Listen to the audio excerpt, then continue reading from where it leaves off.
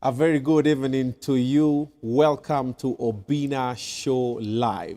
We broadcast live every Monday, Tuesday, and sometimes Wednesday if we have some juicy stories to bring your way straight out of Miale 72 Lounge, which is in Lavington. If you're looking for a very nice place, a chilled place with good food, ample parking, and of course, you are looking for somewhere to wash your car, or maybe you're looking for somewhere to just come and hide for a moment or do a birthday party, a baby shower, or something nice that's private, Miale 72 Lounge is the place to be. That is why we always broadcast here. Today's episode is a little bit interesting.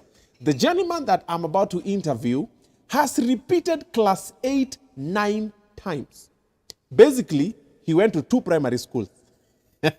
Alienda from nursery akafika class 8 akarudi tena nursery akafika class 8 tena akapiga nursery. How is that possible? We're about to find out. He finally managed to graduate somehow, and right now he's jobless. Wow. We're about to find out. So stay tuned for that one and much more as well. Also tonight we're going to be interviewing Naughty Flo, the one and only, the lady with the naughty flow, in a short while as well. But for now, we start with our first guest for tonight. My brother, how are you? I'm fine. Karibu sana Obinna Show Live. Sunday. We met with you in very unclear circumstances, but now we are very... I had actually gone for a book launch. Yes. And somehow you're also there launching a book. Haujachoka kusoma? What were you doing in a book launch? Book launch, it is an inspirational book launch. Yeah. And my story is also inspirational. Okay. So they are kind of related. Birds of a feather. Ukajipata huko. Nikajipata huko. Okay. Yeah. Karibu sana. So let's start with the introduction. Kwa majina unaitwa nani na unatoka wapi? My name is MATHEW Nyamlori. Okay. My native land, I come from Nyakach, Kisumu County. Oh, I was in Nyakach the other day. Nice. Yeah, Nice you were in that is my neighbor where you were. Okay. Just next to Moro Primary School. Oh, okay. Yeah.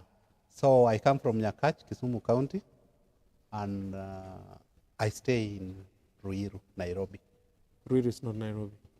Kiambu.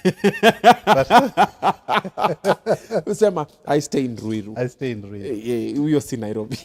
Sisi watu wa Nairobi tunaishi Rongai. But you know the Rongai is not Nairobi. Rongai, Kiserian, hata Mlolongo si Nairobi. Yes, Mlolongo yes, is Machakos County. Wasema tuko Nairobi hapa Mlolongo. No. Even Kasarani. Kasarani kidogo. Kasarani is Nairobi. But this side of... Okay, story for another day. So you are not from Nairobi, but you're from Nairobi. Somehow. Somehow. Yes. What do you want to drink? Tea. Some energy drink. You want some tea? Very nice. Tumtengeneze chai tafadhali. Hapa ni Miale. Wacha tumkaribishe ajue. Huyu ndo mtu wa chai. Chief Chef. Exactly. Fanya mambo yako. Sunday. Okay. So you stay in Ruiru? I stay in Ruiru. Okay. Since when? For how long have you been? Since when I was in third year, Kenyatta University. Oh, you're in KU? I was in KU, yeah. Nice. Sijahama. Oh, by the way, ulikuwa karibu na shule. Yeah. Ulikuwa day scholar?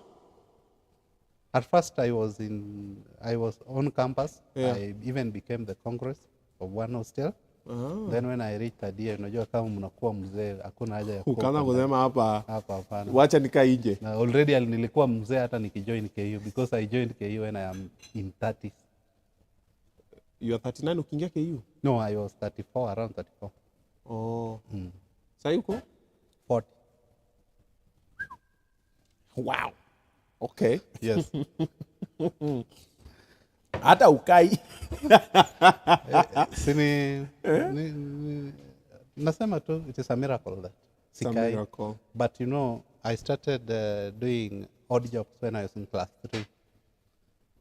But after pre-election violence in 1992, introduction of multipartyism, everything of ours was banned. We were staying in Bomet, Ntanai, Bomet County. Unena mbio sana.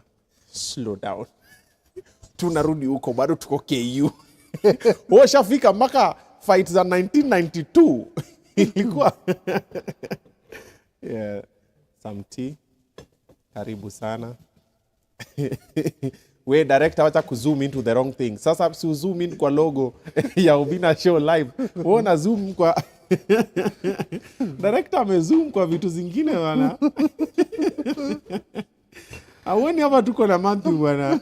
Na jina yake ya pili ni Aol. Nyamlori. Yeah, MATHEW Aol Nyamlori. Yeah, Aol. Aol means tired. Tired. He is tired with these things. Ameziona KU mpaka have some sugar. So uli graduate na ulipita ama ulianguka? Second class hapa nilipita. Hey. First take. Ama hiyo pia ilikuwa couple of takes.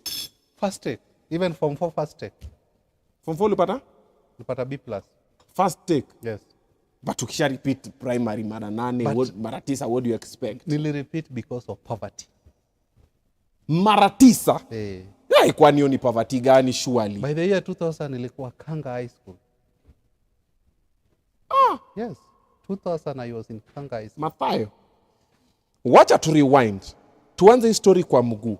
Because when I met and you told me, you know, I repeated primary 9 times. I'm like, who does he think he's lying to?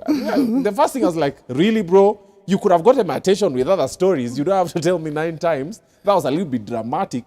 But since you're here, yes, we will hold you to account. Tutapiga hesabu. Yes. Sasa umezaliwa Nyakach. That's where you were born. Yes. Okay. Nursery primary school Nyakach. No, I was born in Bomet. You were born in Bomet. Bomet, Ndanai, pali inaitwa Gelegele location. There's a place called Gelegele. Yes. You know not what Gele means? Gelegele. Oh. Okay. So Gelegele, born in Bomet. Parents are staying in Bomet. Yes, they were staying in Bomet. They were weeding, and my dad used to be a tailor. My mom used to sell ropes, vikapu. Okay. Then in exchange of maize and milk to feed us. Okay. No, I'm the 9th born in the family of 13. I'm the second person to step in high school. Hey bro, unatupa mabombshell zote together. Okay, we might as well just Hiroshima the thing right now. So, you are the 9th born. Yes. In the family of 13. 13. And true to being 9th born, you repeated primary 9 times. 9 times. So 9 is a very unique. Okay. So umezaliwa Bomet. Yes. Which year was this? Back then, 1983. 80s huko, senior? In the 80s. January 4th, yeah. So primary you did in Bomet? Bomet. I started at Gelegele Nursery. Okay. Then class 1, we proceeded to Kipsimbol Primary. Okay. Yeah, Kipsimbol is also in the Nai Division in Bomet County. Okay. Yeah. Then how, you said you started doing odd jobs in class 3. What were you doing? Tulikuwa tunapalilia mahindi. So Nyashinski akipiga toi mateke toka standard 2, uona palia mahindi toka standard 3. Standard 3, and then we were doing something known as Turani, as in tunafulo bando. You go, kama nini. I know what fulo is, bro. I did that thing for a living. Yeah, yes. Si watu wakisha harvest, munapita kwa mashamba zao, mukipata mahindi zimeangua, munakota, munachela nao ndelo. Yeah. Hiyo iko ndelo because unajua there were large scale farming. You can even get, two sacks, even not a gunia, even two sacks. For real? Yes. So that one also. That's like livelihood. Livelihood. Ama kuuza. Kuuza, unanunua na uniform. But unfortunate when I was to go to from class 4, is that was multipartyism, introduction of multipartyism. Baba akaiwakisha. Yeah. Si baba ndiye aliwakisha. Baba kuwakisha nini ya multipartyism? Ilikuwa baba ya baba. So babu. Yani Jaramogi mwenyewe. Then sasa now, being we were Luos in Kipsigis, and President Moi was a Kalenjin, so we had Kikaumana. We were coming from Nyakach, and the fight started in Sondu. I've been in Sondu. That Sondu, watu na wazile mamshale. They are saying, those guys, so Sondu is not. They ran away, and being that I had been initiated in the traditional Kipsigis. What do you mean? I had been initiated, circumcised. Yeah. Because when I was there, there is this notion of you being underrated, that you are called ngetet, that uncircumcised. Oh, then they say ngete. Ngetet, ngetai. Oh. So that one, kind of humiliation. It made You me decided to become a Pagule. a Batum. Them is Batum. Not Pagule. Bagule is It's the same. general, but Batum is hiyo wenye mulitayarishwa nayo. Okay. So after that, I remained there and I started staying with the chief, assistant chief of the area. By then he was an AP police officer. Then Pause a bit. Your parents walitoroka walitoroka. during this election for the We multi-party. were in school when it was happening. Oh, kiliumana ukiwa shule. Ndani ya shule, yeah. Parents walikuwa home. Wakajipea shughuli. Wakatoroka wakaingia in Kisii, that place known as Manga. Yeah. Wakakuja nyumbani na some other sibling, younger sibling. Wewe ukabaki shule peke yako? Mimi na brother yangu mwenye namfuata. Oh, so you are two. We were two. Chief akawa adopt. Yes. Okay. Chief is now retired. Okay. Called Julius Talam. Okay. He was by then he was an AP officer, AP police officer. Okay. Before he became assistant chief, then later chief. So you guys moved into his house? His house. Was he married? Yes, he was married. Wife didn't have a problem? She didn't have. In fact, the wife is the person who looked for us. Oh, alijua she was kimenini. Empathic and compassionate. Okay. Moved in with the chief, continue with the school. So we were helping him to milk and kupalilia mashamba. Then the guys didn't know that you guys are from Nyakach? He knew. No, he knew other people. They knew, but being that you have been initiated and you speak fluent Kipsigis, you are good to go. Okay. Yes, you are one, you are family. You are family, yeah. Yeah. Okay. So I stayed there until class 8. I sat for my first class 8 in 1998. I scored 478 out of 700. 478? Out of 700. Okay. Then I was called to Kapsabet, not Kapsabet, Kabianga High School in Kericho. So I didn't go to Kabianga. Later on, my aunt advised me to repeat in Rongos. He was a teacher, primary teacher. Goja, why didn't you go to Kabianga? There was no fee. You remember my parents wamerudi Nyakach. Wamerudi Nyakach. Chief? Chief also, he had done his part. Okay. And you know, by then, school fee, it was very expensive. Boarding. Okay. So I was looking forward to repeat if I can manage to score marks for Stare Boys Center. Okay. So I went to Rongo Primary. I scored 500. 478, 500. 505. So uliongeza 20. 505, I think. I was called to Kanga High School. I joined Kanga in the year 2000. Under the mercies of distant relatives. Pause. 1998, you got 478. You're called to Kabianga. Kabianga. You didn't go. So 1999, I went to Rongo Primary. You scored 500. 505. 505. Yes. You are called to? Kanga High School. But you're saying you joined Kanga in 2000. 1999, I was in Kanga High School. The year 2000, I was in Form 1 Kanga High School. 1999, I was in Rongo. The year 2000, I was called to join Kanga in Form 1. Okay. So yes. You went? I went to Kanga. Okay. And I joined Kanga. Okay. 2001, the person who was paying me had issue, family issue. I don't want to say it here. The person who was sponsoring you? Sponsoring me. Oh, okay. Then she dropped, and I had to drop out of Kanga. And I used to perform. Very well. You know, I was starting to do the math. I'm like, you said 9 times. Tairu Shenge High School. At what point? Okay. I was ahead of the story. Yeah. Apologies. In 2001, I dropped in Form 2, second term. Wow. Then I started now doing mjengo at Rongo, and living in a kibanda at Rongo. By yourself? By myself. I was still in teens. I had not reached 18 years by then. Okay. I survived. 2002, I said, hey, I have struggled and I have brain. Let me try again if I can make it to another story. 2002, I went to Kitere Primary. I was living in school compound. I repeat class 8. Why were you living in the school compound? I had nowhere to reside. Who allowed you to live in the school? The head teacher, the then head teacher. Or you spoke with the head teacher? Yes. Ulijipeleka mwenyewe? Mwenyewe. Excuse me? Yes. I want to repeat. Yes. So by then it had it was now 202. It was now 5 subjects. I scored 387. I was called to Rapogi High School. 203, I went to Sony Sugar Primary, still in Migori County. By then it was Migori District. Ngoja, when you uliitwa Rapogi, I never picked even that letter. Hata hukubotha nayo. Ulijua tu hapa kidogo. Kama kanga ndio ilikuwa siku manage na sikupata mfadhili. Bora niende nichukue hiyo barua. Bora nisumbuke. So this is round 3. Si ni round 3? Hiyo ni round 3 ya Kitere. So ukatoka ukarudi Migori? Nikatoka nikaenda Sony Sugar Primary. Sony Sugar Primary. I scored 399.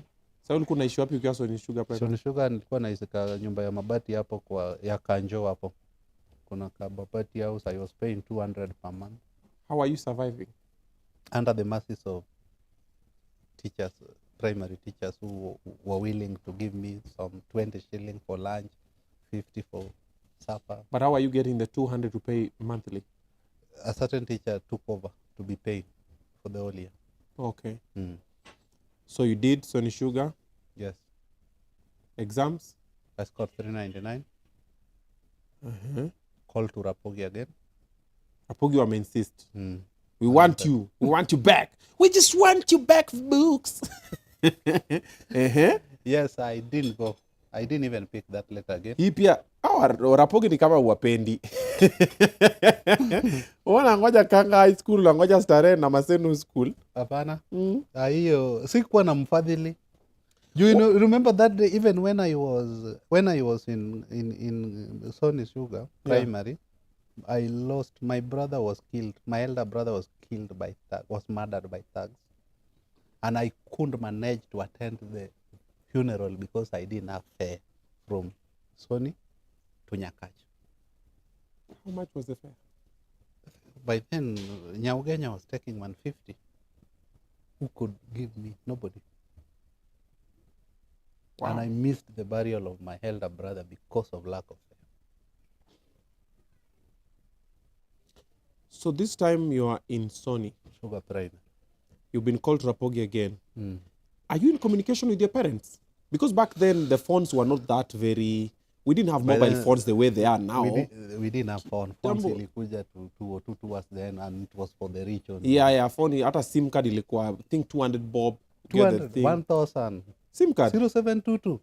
1,000? 1,000 shillings. I think mimi niliziona zilikuwa 200. Hapana. Mimi nilikuwa mtoto bado. Hapana. Ilikuwa 1,000. Remember phones were very few. Kulikuwa na mtu mmoja tu ako na simu na mmejua ni mtu fulani. Simu ya jamii. Simu ya jamii. Yeah.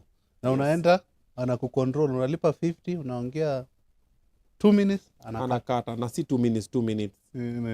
Anakuwa anakuhesabia. Anakata. So ilikuwa hivyo. So were you in communication with your parents? No. They didn't have phones. So your parents don't know what's happening? They even don't know where I was by then. So this is like 4 years? Yes, that was the 4th time. How many times have you seen your parents in between? From 1998, I think, to when I was reporting to Maseno in 2005. Yeah. Okay. So continue. Rapogi calls, you don't go again. That's number 4. Number 5, I went to Rangwe Junior Academy in Noma Bay. Now that I was put in a boarding, at least I was stable now. Who put you there? The owner of the school, known as Everest Ocampo. Ulipatana wapi? Alisikia story yangu, I think through a certain teacher, and he came for me. Then in Rangwe, I scored 434. Out of 500. Yes, I was called to Maseno School. Nice. This is number 5 now. This is number 5. Then Maseno School now, I didn't have fee. When I went to Maseno School for several times, requesting them to allow me in. First time, I was not allowed in. Then eventually second term, because of persistence, I was allowed in minus fee school. Ingia. Ingia, soma. Were you a sports guy? was not all that sport. Unacheza basketball. Ungenitafuta bro nikuchanue. I come from Maseno. I know that school kidogo. Wale watu wanacheza bake kidogo wote. Hata max kidogo. Ungekuwa unaweza kucheza sport kidogo ungeingia hata day 1.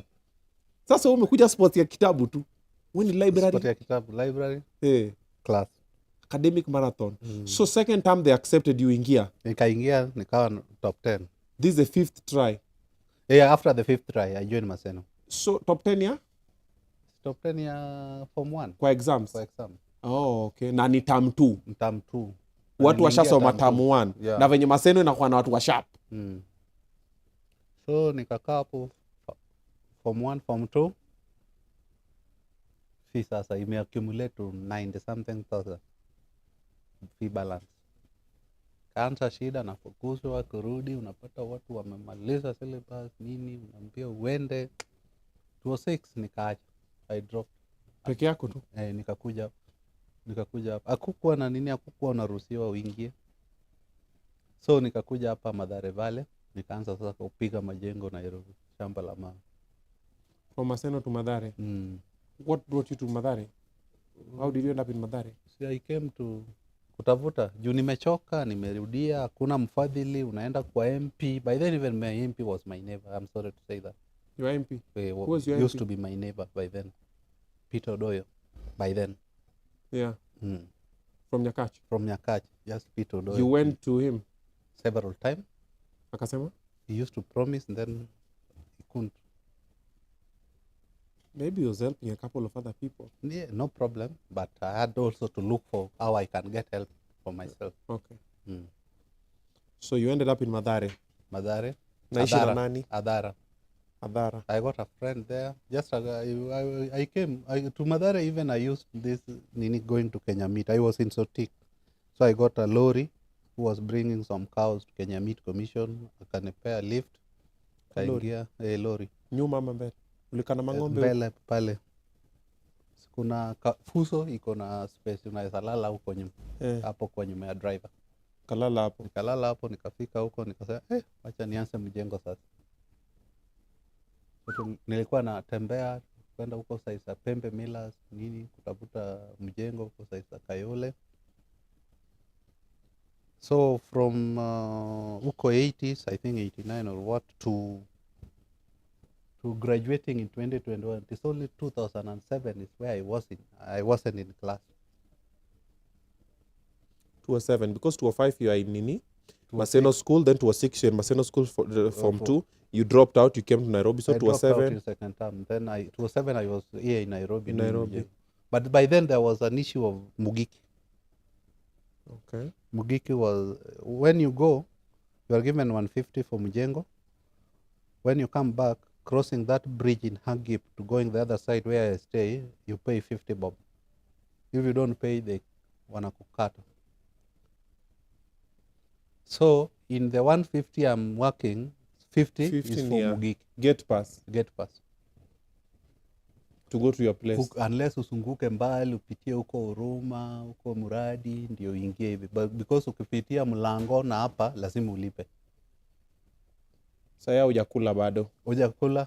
So mbaki na 100, budget ya 100. Budget ya 100, nakula nini? Inaitwa madondo na ugali. By then ilikuwa around 15, 20. Yeah. Unalala. Subuhi unaamka job. Unaenda job. Walete pesa yao. So one time I woke up one time kama wameua watu, then the last building yetu ndio waliacha. Waliua wakachoma. In short walichoka tu. Walipiga watu wakachoma wakaua watu. Nikasema na hii brain yote na nabeba 9x9 sijaweka kitu for more than 2 years. But there is no saving. When tulikuwa now they are in campus. Sometimes I normally meet them in town na EPA. Sitaki kuassociate now because wanakuuliza which campus did you go to? Huko zile campus of Hard Knock Life. So nilikuwa na EPA kidogo. Then I decided to go back to primary. Now that I'm big, mimi ni mzee sasa. In 2008 ama 2009? 2008 sasa after hiyo post election. Post election nilikupata wapi? Mugiki ilipiga kama before post election. nilipiga watu nikatoroka around November, October before election. Ukaenda wapi? Nikaenda Ugis.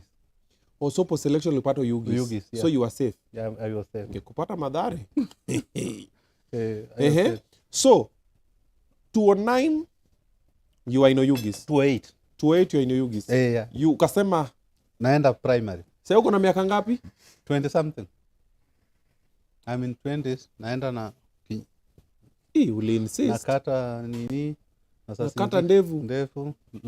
Naingia kama class teacher. Kinyasa. Kumbe Kinyasa pia nimeona kubwa. Lakini watoto wanastuka. So this is Tech 6. Which primary school is this? Agoro Sare Primary. You traumatized the children in that school. I hope you are sharp. Because yes. Kama ulikuwa maembe, alafu umeingia class. I used to get 400 one. Marking scheme. Maths 900. Maths umejua vizuri. Within 1 hour nimemaliza. But tusha repeat mara 6 sasa. Hata kama wewe ni vala, unakuwa vala design gani? You repeated this thing 6 times. Umeenda mpaka form 2, ukawacha. Tena ukaenda tena mpaka form 2 ukawacha. Hata kama uchuali, hata kama ni mimi, hao watoto wangeona giza. Umeenda Maseno school. Of all the schools. Yes. Come on, man. That is why. Are you thinking what I'm thinking? I'm not saying. Okay. Sasa, let's just talk about this first. Umerudi shule. Umesema Agoro Sare. Agoro Sare Primary. The minute you walked in class, what was the reaction? Watoto walistuka. Mwalimu amevaa uniform. But what helped me, nimeingia leo, kesho tukaanza mtihani. Mtihani ya? Mtihani ya indexing exam. So hiyo mtihani nilingoa kabisa. 90 100. Ulipita mbaya? Nilipita mbaya. Sasa nikawa na wakasema yeye naheshimiwa sana. Kumbe si venye tulikuwa nafikiria. Hizo ndevu enyewe akili ni nywele. Ngoja, in your time ulirudi shule uliwekwa kama monitor ama prefect? Yeah, you like a head boy or something? Nilikuwa nawekwa assistant head boy or prefect. So sikuwa nataka niwekwe, but sasa zingine nilikuwa nawekwa because of being disciplined na uko somebody who's focused. Sikuwa nataka niwekwe pale wataona. Wewe hata uko head boy, wewe ulikuwa head man. Oppressing. You're not a head boy. You're a head man, man. You're 26. Come on. Sasa, okay, assistant head boy. You used to report to the head boy? No. Because in fact, he's your son. I was not reporting to anybody because my voice alone could make somebody to keep quiet, not to make noise. Wewe, ntawalani.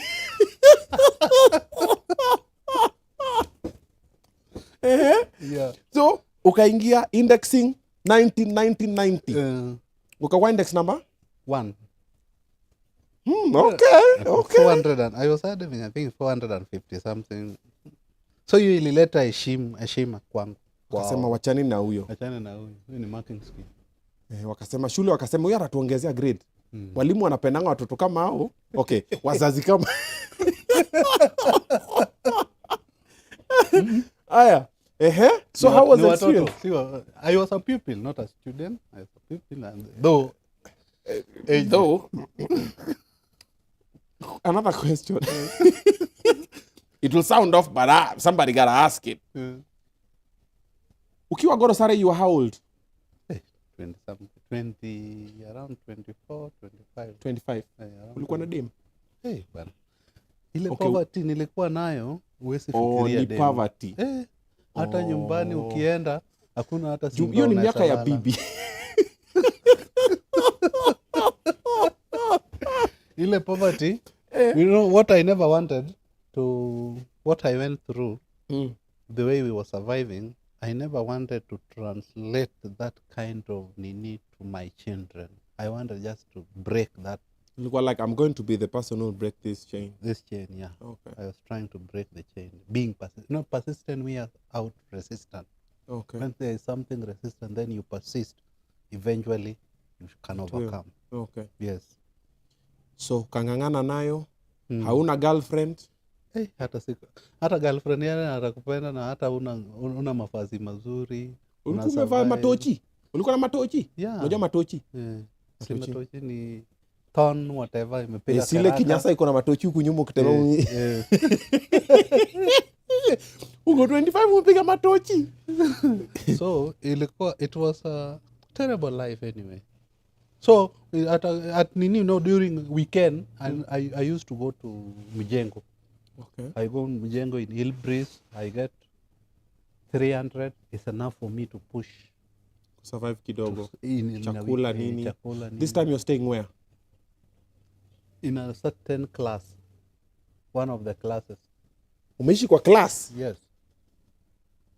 At Agorosari. I was staying in a class. Usiku kuna umbuju, hakuna madirisha, nikawaya mesh.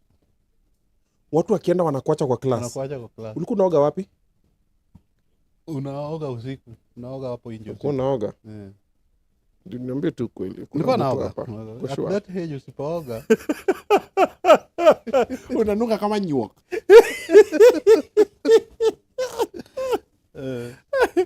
Okay. So, you're staying in class. Kukula? Kulikuwa na kakibanda yenye ulikuwa nauza mchele na madondo. So unaenda unakula mchele madondo unarudi kulala. Twende baba, narudi. So watoto wanakujanga shule wanashangaa, why you always the first one in class? Kumbe uko home. Niko home. Sasa zingine naenda na wapalilia shamba la walimu wenye walikuwa wamelima ndani ya shule na wananipea pesa kidogo ya kusurvive nayo.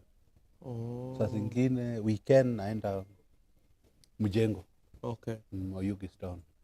Haya. Ukamaliza hii, ukafanya mtihani. What did you get? 397. 397. Nikaitwa Maranda. Wow, you are called to Maranda? I was called to Maranda. That was like a lot of our dreams, but life happened. Sa Maranda. You went?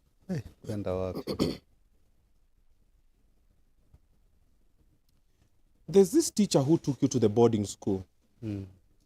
When you finished and you didn't go to the school you were called to, what did he say or do? He didn't decide to offer something The only interest these people had is you doing exam, giving them good marks. Si ndio kupandisha mean score ya shule? Then maisha yako inaisha hivyo. Hawajali sasa. After kufanya mtihani we tembea na Yesu. Tembea na. So hii pia umeitwa, you can't go to Maranda. This number 6. Yes. Number 7, pastor mwingine akasikia story yangu, akanipeleka shule yake hapa Aldorebi Junior Academy. Inaitwa Aldorebi hapa Ndulele. You know Ndulele? I've just heard of the name. On your way to Nairobi. Okay. Nikakaa hapo. That was the worst. Why? So I used to collect hay. Unajua alienda akaniacha hapo ndani ya shule. Nimeregister. Unatafuta maisha. Haikuwa boarding sasa, naishi kwa kanyumba kingine za mabati. Sasa zingine anaenda una chakula, lazima uwe na naenda na collect hay. I know. Alafu napewa kapesa kidogo na survive nayo. Nikapata 400 nikaitwa Kapsabet Boys. So this is like a full year. A full year. So full year ulikuwa hapa Ndulele? Niko hapa Ndulele 209. Unauza nyasi? Nauza nyasi, naenda class pia. Mbona alikuleta hapo? Alikuwa anataka grade ya shule. Pia ni grade ya shule. Yeah. Sasa we like your grade for higher. Munataka grade, school is doing bad, we know who. Wanakaa hivi kwa boardroom wakiongea na BOG. Sema the school is not performing well. Sema but wait, Mr. Principal, no, anaitwa head teacher. Head teacher, I heard there's a boy who is a performer. Kidogo unaletwa. Unatitiwa vizuri 1 week. No, unajua he promised. He said no. This time now I'm going to be depositing 5,000 in the account, even in the M-Pesa. Whose account? Alikuwa anasema atanifungulia ka mchanga. Okay. Alafu atakuwa anaweka nini per month 5k such that nikifanya mtihani I can do form 1 and 2 with it. Then atavute vile napata mfadhili. Nikakubali nikaenda, wacha niende. Kaingia. Mungu tu. Ndio hiyo. Ni pastor. Hallelujah. receive. Kitu kuna receive ni hey. Ni nyasi. Yeah. Ukiamuka ni hey. Ukakuwa burnings pia. Nikafanya nikaitwa Kapsabet Boys High School. You said you got how much? 400.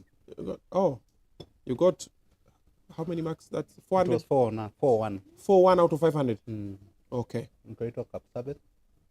Sikuenda.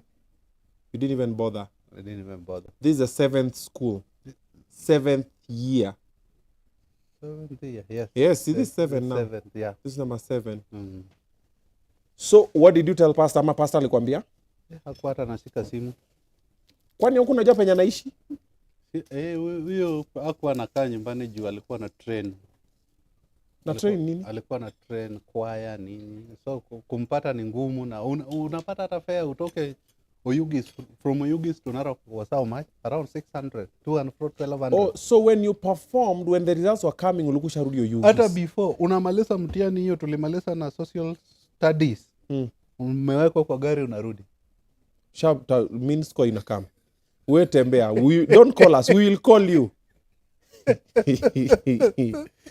So have you ever seen him again? Huyu pastor umemwona tena?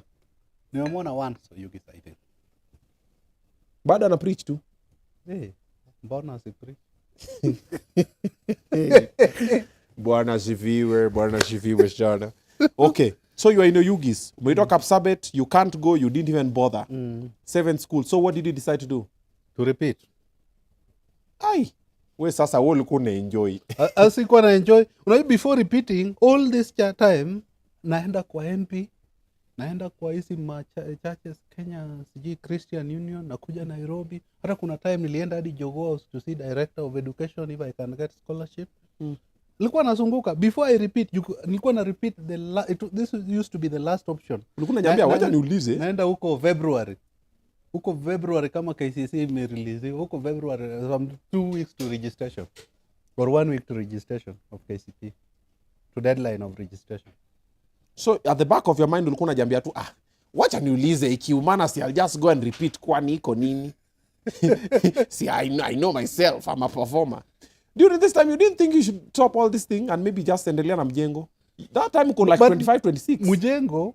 Mjengo there were no fruits. Unaweza fanya kazi for almost 18 months na uja save anything because si uendelee na maisha tu. There people are surviving in mjengo. What kind of life is that?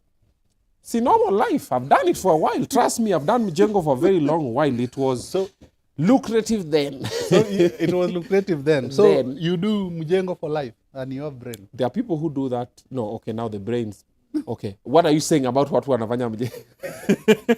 Wewe si niseti wewe. Nakuona una reverse basi pole pole. I didn't see it. You know the problem of mjengo, humiliation. Juu unaingia hapo huyo ajui hata umewahi kuwa Maseno ama Kanga. Matusi yenye unapata hapo kweli. Juu niko na mwili mimi ndio nawekwa pahali kuna naitwa debe. Hapo kwa kendo inaitwa kendo. Meko ni gani? Mimi nilikuwa naekwa pale chini place walikuwa na koroga. Chini hapo sasa. Hapo alafu natupa kwa step ya kwanza. Siku hizi mjengo naona wako na mashine. Niko like watu wako aje? Si tukujenga, si tujenga na mabati, inatengenezwa step, si tunawekwa chini. Ulikuwa unachoteo kitu bro, ukimaliza imechimbika shimo, hauwezi inama straight. Unatembea kidogo unaenda kaa chini pole pole na relax before mgongo inyoke. Ulikuwa hapo chini. Unawekwa hapa. Alikuwa na make sure anakuweka kama uko kuna mwili kama yangu unaona. Ndani. Unawekwa the hardest part. Kuna siku mtu alianguka na unamwambia ukianguka hatuna insurance. Kuna jamaa alianguka 3rd floor kwa juu. Kifua chini. Alidedi. Hakudedi, but I think hakurudi mjengo tena. Hakuweza kwenda mjengo. Wait, these are serious, but Matthew, come on, man. Wait, director, cut that part. Surely. So, in fact, the contractor, foreman anakuambia, Sasila anaopanga, be very careful. Unajua ukianguka, ilikuwa naitwa Jackson, I remember, from Bungoma. Ukianguka, hatuna insurance. Kufa kifo yako. So it was ka give up ukasema hapana, hii is not my livelihood, me have brains. Na unajua mafundi hapa pia unatusiwa. Of course lazima tukanwe kwa mijengo. Hiyo ndio the order of the day. Na tena wewe pia bila uko na jenga mwili na nini, wewe ndio unabaki ukisavisha hizo vyombo sasa. Yes, of course. Na wanataka ukireport wewe ndio una report tena ya kwanza. Na pia huwezi beba simiti moja, unabebaje simiti moja? Yeah. Unabebaje simiti moja na waste time? Simiti ni mbili. Simiti, taraso nini? Makabiro ni kazi ni kwako. Aya. So uko hapo umegive up, umesema no, mjengo is not for me, niko na brains. So that is number 7 imeanguka. Nikaenda number 8 sasa. So ukaenda the 8th primary. Agape Junior Academy. Iko wapi? Kosele. So ukaanza kuchezea mtaani. Mtaani sasa, sitaki town. How did you end up in Kosele? Or in that school? Niliambiwa kuna mwalimu mwingine mzuri huko. Na kwa empathy. Wenda tu. So I was even tired, unaenda unapalilia ndio urudi shule, you know that instability. Yeah. Haikuwa inaleta performance nzuri. So Agape walikubali kutuweka kwa boarding juu ya grades, unaona? Wanajua you are a performer. Already you are a 400 huyu asiteseke. Wacha kunye uji ya shule. Na Maragwe iko na whiffles. Atupatie mean grade. So nikapata the same grade for one, nikaitwa Maranda for the second time. Sikuenda. Unaitwa mashule high end. Kuenda same story. Same story. So walimu they were good. Though anyway, no, did they care about some of them? I was even older than them.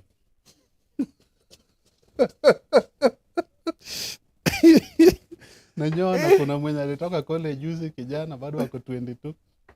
Wewe sasa uko 26. Walimu walikuwa akiingia class wanasema good morning teacher. Wewe pia ulikuwa unasimama? Unasimama. You are a pupil. Walimu akamwambia we cut. Hapana. Unasimama. Kuna panguza blackboard? Hiyo naye. Nilikuwa nakaa huko nyuma. Of course, wewe ulikuwa unataka mbele.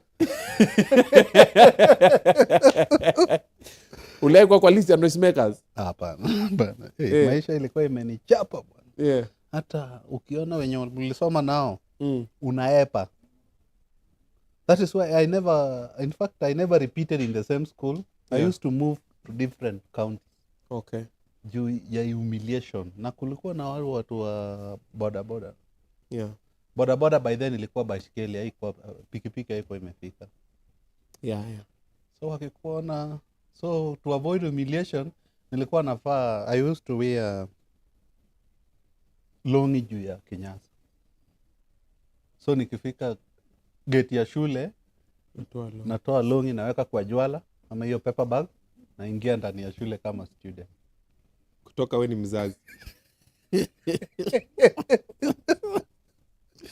Na nikiingia exam marking scheme na 4-1. Wewe pia utatupatia pressure kwa kipindi. Ungekuwa unapata internal, I used to score very high, hata 470, 460 internal, but ikikuja main exam KCP, main exam unajua wanasaisha aje but asijui moderation ama nini. Wana balance, nasema no, this person cannot be marking scheme. So ndio kusema ulinyang'anywa. Sisemi but I don't understand. Okay. Juu unafanya unasema naye nimepita, wacha irudi. Haya. So this is the 8th try. This is the 8th try. Maranda hujaenda? Sijaenda. Haya, ya 9 na ya mwisho? Ya 9 naye niliamua nitaenda primary yenye hakuna mwenye amewahi score hata 350. Huko Indiri ya Kabonda inaitwa Oriri Primary. Iko Ringa, Kojwash. Okay. Huko ndani. Nikajificha huko ndani kabisa. This time at 27. Sasa uko 27 your time. Yeah, uko 27 uko. Ni mzee. Hata I'm even guilty.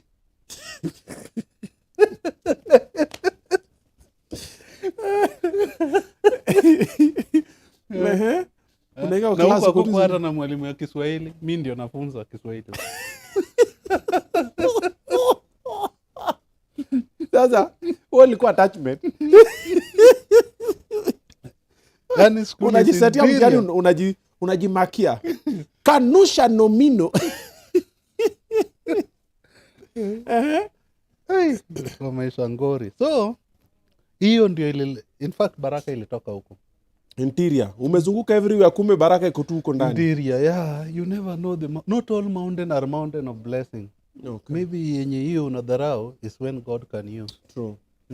So that was the breakthrough. And it was my last time to step in primary school. Ulipata ngapi? Kwa 4.7. Kuongeza 6. Kaitwa Nairobi school. Na mtihani wow, okay. Na hapo ndio sasa nikachukuliwa na Equity Wings to Fly.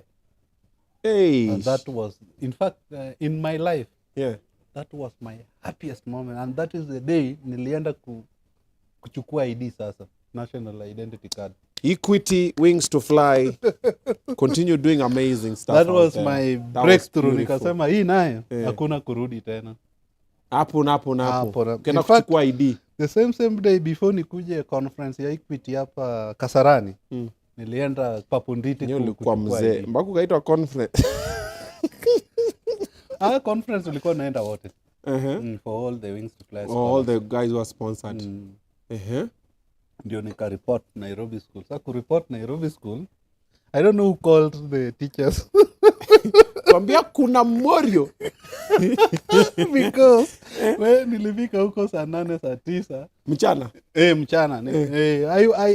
I admitted myself in Nairobi school, but he had been. But hata wewe uko 29. Unataka dad na mama wapeleke kufanya. What amazed me. You are your own dad and your own mom. What amazed me, I found when they already have my story and they are waiting for me. Oh, finally Nyamlori is here. Mini celeb. Photograph. Nikaenda dormitory. Pelekwa huko mbali Serengeti. It is like, I think 2 kilometers from administration. Watoto shwali wewe nini? Unataka kukaa na watoto wadogo huko. Unataka karibu watoto. Wewe huko mwisho huko. Gawalekwa mwisho. That was, in fact, it was a home. In fact, the principal I met there, Mr. Cleopas Tirop, was very understanding. May God bless him. Alikuelewa sana. He really protected me. He was really 29. What protection did you need? No, but you can get humiliation. The BOGM teachers, they are younger than you and they can even come up with something which you are not doing. Oh, wewe ulikuwa na fight na teachers. No, I was not fighting them, but some were fighting me, but I was not. I knew what brought me here is fighting you. Why? Kumaliza. Mtu alikuwa anaweza kuja aseme hata chenye hujafanya. I don't know why. Nyamlori. At 29, you think I can go and mess in a school? Noise maker. I can. I was a prefect from Form 1 to Form 4. Nalala class. I can. Uzee imeingia. Nilale class yet I know the gate of my home. How my home. So kwa ilala class? Noise maker? I'm a prefect. Sasa nitakuaje noise maker? Kwani prefect aongeangi? We dining hall wendo kwa number 1. Hapana. Dining hall in Nairobi school. His unaweka vyakula kwa meza. Unaenda unaserve, unakula, unatoka. For real? Acha hizo vyombo. Atupengi laini. Kwani sisi tulisoma wapi? Inaitwa the Nairobi school. Chakula iko kwa meza kwa dining. Each dormitory, each house has its dining hall. Dining hall kwa dormitory. Kila dormitory. Mi hati and Serengeti tulikuwa na dormitory yetu. Kirinyaga, Baringo, dining hall yao. Sisi tulikuwa na dining hall yetu. Then main wakina Naivasha and those Marshabit down one, main dining hall, but it is divided. Menu. Huh? Menu. It's a national school, but kuna mkati. Hata karibu ni kuero mkati after home. Because hapo tulikuwa tunakula. Yani the fee we were paying, it was the menu. Hata spaghetti iko. Who is we? Huh? The fee we were paying, who is we? See? We unalipiwa. Sema the fee they were paying for me. Umeanza kupiga kifua, si ndio? The fee we were paying. Yeah.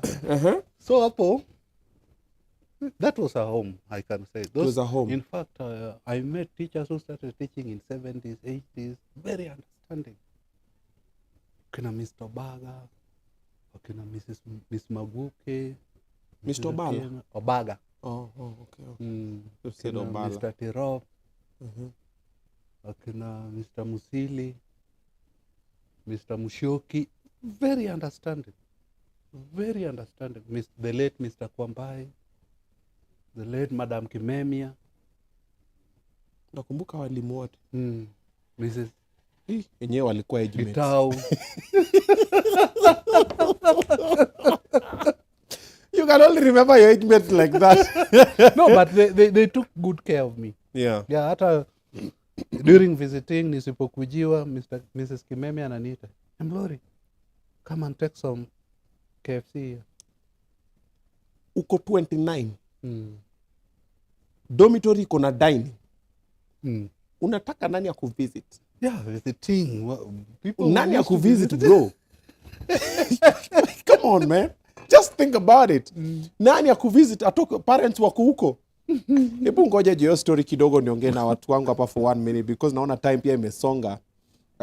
Like I always tell you all the time, we record at Miale Lounge. It is in Lavington. It's the best place to come and experience the good side of life. If you want some good food, the ambience is amazing. Amazing enough parking space which is secure, and they also have a car wash on site. So maybe you want to have your meetings, you pass by here. You want to grab something, you pass by here. You want to wash your car and also have some privacy. This is the best place to be. Now, of course, we come car wash. Hawezi kuja car wash bila gari, si ndio? Hawezi simama hapo useme munioshe car wash. Sasa ukitaka gari moja safi, unaingia magari affordable.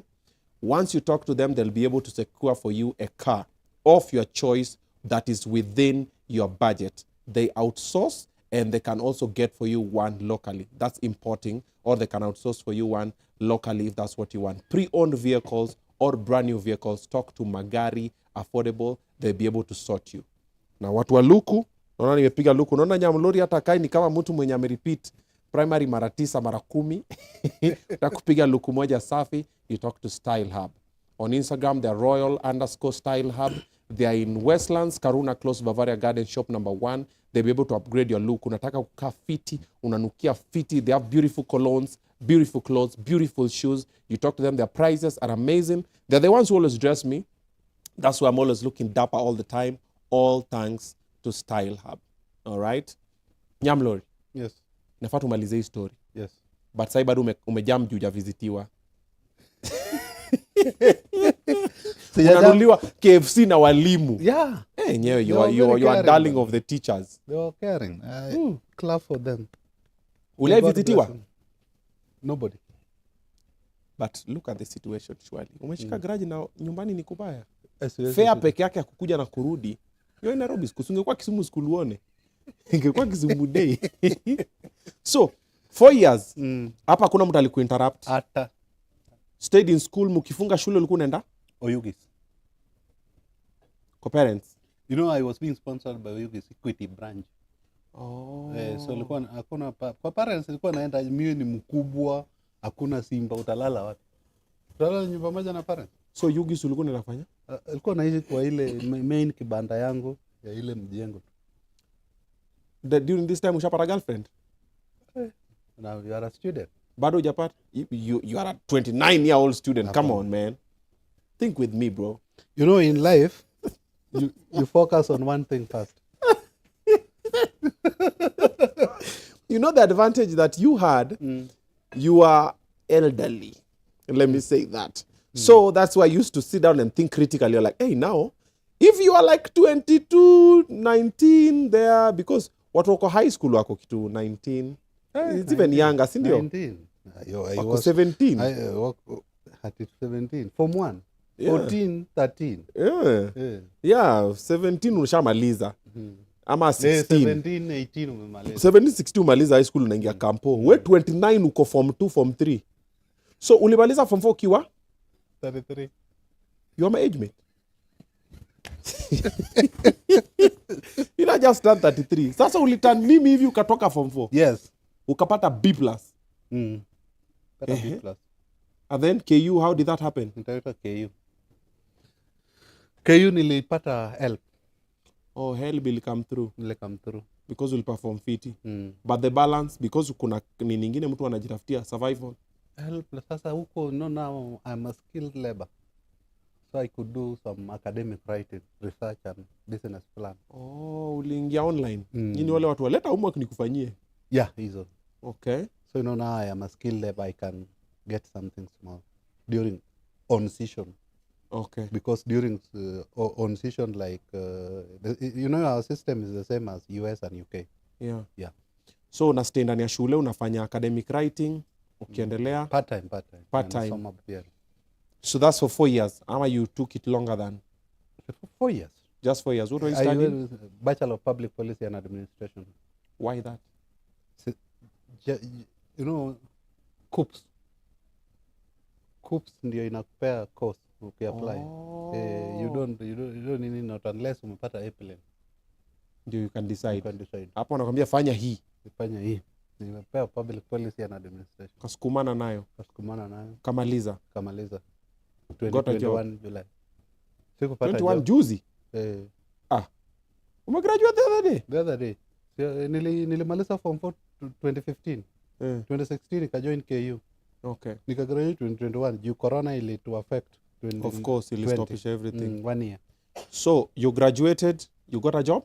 No, I went for internship at Communication Authority of Kenya. Okay. Nikamaliza 3 months.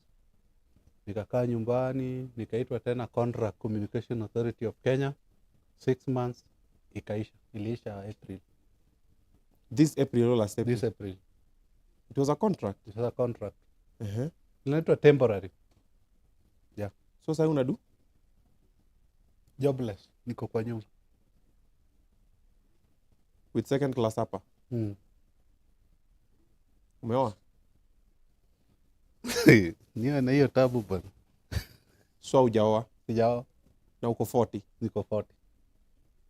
Kuna mtoto? Sina. Au hata ya kuwekelewa? Hiyo nikisema hapa italipuka. Nauliza tu, najua labda munda alikuwa amewekelewa. Inaweza kuwa iko but hauko sure. Officially haiko. You know, my main objective was to break the poverty, spirit of poverty curse in the family. So now that I'm unstable, ndio hiyo ka contract hiyo mnaomba strictly 6 months. And 2, you know, my mom turned blind when I was in form 2, 2013. Okay. My dad is now 92. In fact, he's the oldest in our village. So, you know, I also take care of them fully because I've even employed somebody to take care of my mom. Total blind. So, you know, all those burden, and you are one person, you don't have constant income, you cannot also add another one. I once dated, yes. Alinidrop juu ya hakuna pesa. Drop anaona bwana mumebwege. No, bwerere mkono mtupu ya ulambwi. And when you are dating and you want to get serious, anakuambia umepata job. Unaambia bado babe, please understand. Kwambia ukipata job I will understand. So you are 13 kids. Where umegraduate? Who else graduate? Hakuna. I'm the first person to graduate. And the ninth born. The ninth born in a family of 13. First born ako wapi? Aliaga. Yule second? Aliaga. Third born? Aliaga. Fourth? Pia. Fifth? Ako. Kindu Bay. Unafanya? Married in Kindu Bay. What does he do for a living? Hakuna. Ako soma class 6 dropout. No, anafagia hospitali I think Kindu. Wow. You just had to like put it. Aya. Sixth born. Ako. Anafanya? Also married. Hakuna, not employed. 7th, 7th born, hayuko. also passed. 8th born, anafunza shule ingine hapa Kiambu. Ni mwalimu. Aku graduate but aliandikwa, I think anafanya kwa shule, it is an international school, Juja Senior School Preparatory. Wewe utachoma sasa. Nacheza chini. 9th born ndio huyu. Mimi, yeah. Jobless. Jobless. With a degree. With a degree. Second class upper. 10th. Police officer. Wapi? Uko Mwingi. 11th.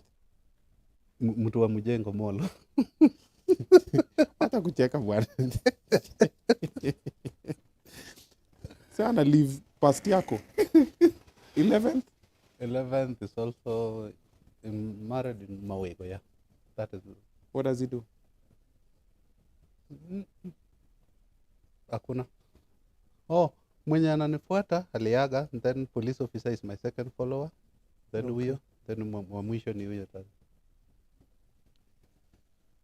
Wow. Where? Okay. So you've come to Obinna TV, and here we are normally a family. Yes. We try to help as much as we can. Sometimes we try the much we can, and it might not be enough, but it might be something. So I'm sure there's someone who's watching now, or there's someone who will watch this video, or will see this video. What is it that you're asking? You're asking Obinna Show Live fans for? What is it that you currently need, that you feel that if you get, you might be able to sort something? I'm now skilled after struggling for like 33 years in class. So, you are skilled mjengo man. Skilled mjengo man, improvised. So, if I can get someone to sympathize with boy child, you know, my story has been documented and is everywhere. I'm sorry to say that. I've been to many interviews. Why are you sorry? I'm sorry because unfortunately, nobody has ever come in to Do you remember rescue primary boy you repeated how child. many times? 9 times. And then what time did it give? Very good. Interview umefanya ngapi? I think this is around 8-9 times. Kama hii ni ya 9 labda hii ndio hiyo. 9 is your lucky number, bro. So, nikipata mwenye anaweza rescue boy child. Boy child is with what? Rescue boy child with a what? Job. You are looking for a job. I'm looking Which for a job, but which job? Job. I did Bachelor of Public Policy and Administration. Okay. I've done my internship in Communication Authority of Kenya. Okay. I've done contract with Communication Authority of Kenya. Yeah. That is a parastatal or state agency. Okay. And I can work as a policy officer in an organization. Okay. I can work as a administrator in an organization, be it private entity, be it bank or ministry or parastatal. Okay. I can perform my duty to the best of my understanding. Not only job, I know also if I can get a capital, I can establish some business. Okay. Yeah, it is not a must to be a job. If you are looking for also self-employment, if they can, somebody can, they can support me. Okay. I can establish a business. Okay. Before joining KU, okay, that 9 months I did some agribusiness. Okay. And it helped me to connect electricity home and to change the face of my family. Okay. To build some semi-permanent house, my Simba and whatever. So now I can go home and sleep. Yeah. Okay. So I have the skills, I can do business, but I don't have capital. Okay. If someone wants to reach you, what phone number? My phone number is 0721 0721 816 816 523. 523. Are you choosy with the type of job you'll get, ama kazi yoyote uko sawa? Kazi yoyote niko sawa, provided inaweza fanya nilipe rent. Hata saa hii ndafurishwa kwa nyumba. Tangu kazi ishe April sijalipa nyumba. Naishi wapi? Ruiru. Rent ni pesa ngapi? 12,000 na niko na balance ya 32 saa hii. Okay. So number umetupatia, you can repeat it? 0721 0721 816 523. 523. So that's his phone number. So any other person out there, maybe you have something small, you can send him as well as msaidie kulipa nyumba.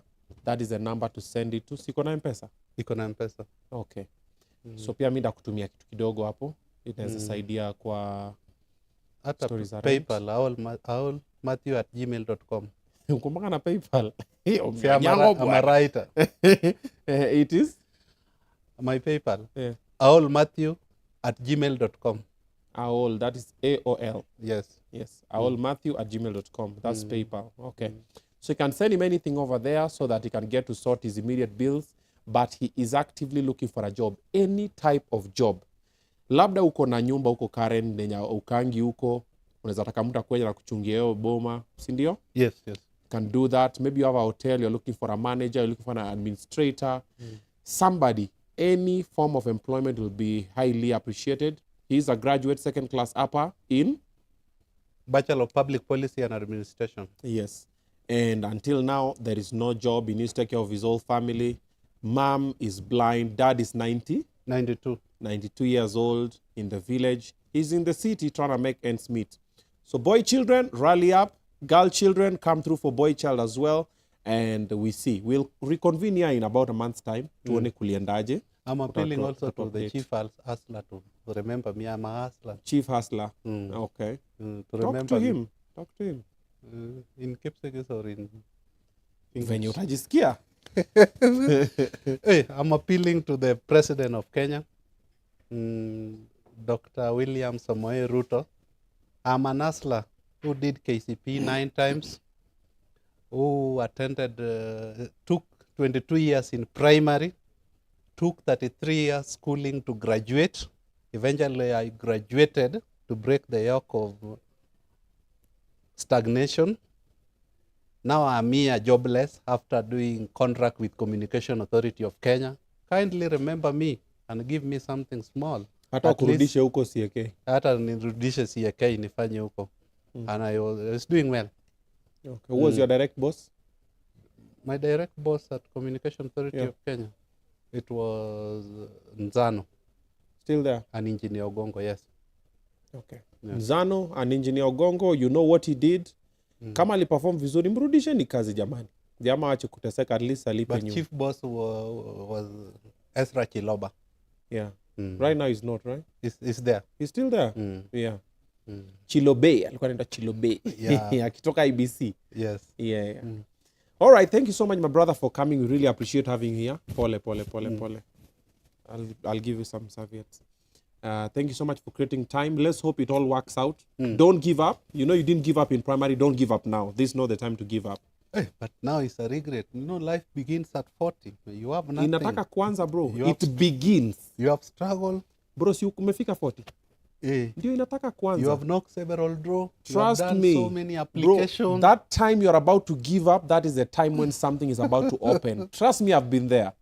I'm still not 40, but all the times mufika mpaka nasema zile just one more. Hiyo ndo napataka imegive. So don't stop because you're already in this situation. So if you stop, what happens to mom? What happens to dad? Your siblings? Yes. Your family? What happens? Don't give up. This is not the time, bro. Keep pushing, keep talking to people. You never know what's going to happen. This is going to be the 9th try. Let's hope it's going to be the lucky number. Yes. And let's see how it goes. Thank you. Thank you so much, everybody, for watching. Thank you for the comments, the support, the likes, and the subscription. I'm going to see you guys in about 10 minutes because we have Naughty Flo in the house, and we're going to be talking about his love, about her love life, heartbreak, her career. She just got a brand new car, new music coming up. Who is she currently dating? When Mustafa was suffering, she kind of ridiculed the guy. So let's wait and see. And then, is she still hot? Alafu tupige naye photo moto.